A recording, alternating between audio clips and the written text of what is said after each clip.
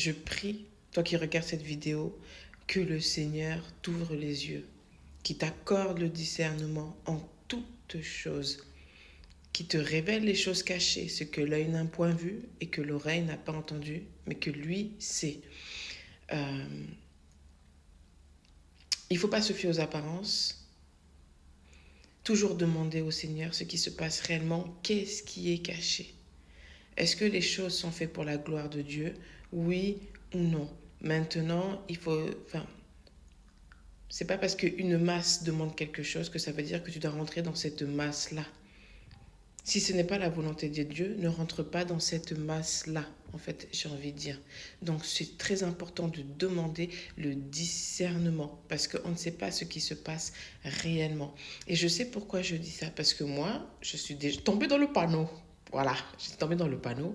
Donc, j'ai réagi trop rapidement. Maintenant, toi, discerne. Tu es un enfant de Dieu, donc, tu peux demander au Seigneur le discernement de te révéler ce qui se passe réellement. Donc, voilà. Maintenant, c'est vrai que il y a beaucoup de persécutions, il y a beaucoup de choses qui sont refusées, beaucoup de demandes qui sont rejetées par l'État et toutes ces choses-là. Mais en fait, j'ai envie de dire, c'est biblique en fait, si je peux dire ça comme ça, parce que dans la parole de Dieu, excusez-moi, mais les chrétiens étaient persécutés beaucoup plus violemment. Euh, Ils étaient obligés de se cacher carrément et tout.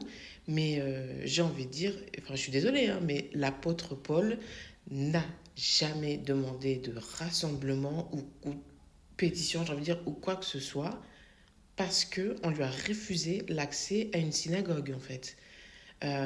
Maintenant, nous sommes dans la fin des temps, beaucoup de choses vont arriver, beaucoup de choses seront à l'encontre des chrétiens, mais maintenant, nous avons notre arme, nous avons la prière et nous avons l'amour en fait. L'amour est une arme puissante.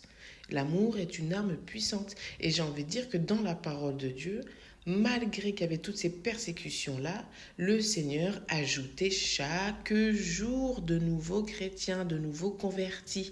Donc tout est écrit dans la parole, hein. Ça c'est dans les actes des apôtres même si vous les regardez. Donc voilà ce que je voulais dire par rapport à ça. Mais surtout l'amour, surtout discernement en toutes choses, à chaque fois. Parce que ça c'est juste le début. D'autres choses vont arriver. Maintenant, nous devons rester en alerte. Nous devons nous conformer à la parole de Dieu.